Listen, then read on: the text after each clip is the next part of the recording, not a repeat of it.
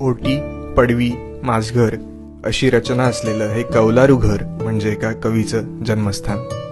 जेव्हा मराठीमध्ये चाकोरीबद्ध कविता केल्या जायच्या तेव्हा ज्यांनी ती चाकोरी मोडून मानवी भावना व्यक्त होणाऱ्या स्वच्छंदी, मुक्त, बंडखोर कविता केल्या ते कृष्णाजी केशव दामले अर्थात कवी केशवसूत.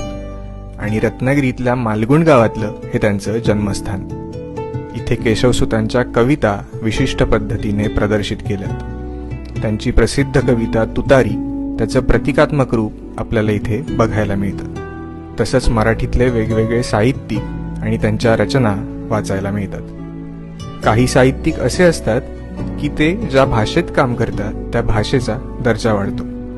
अशा केशवसूतांचं स्मारक गणपतीपुळ्यापासून काही मिनिटांवर आहे. इथे नक्की भेट द्या.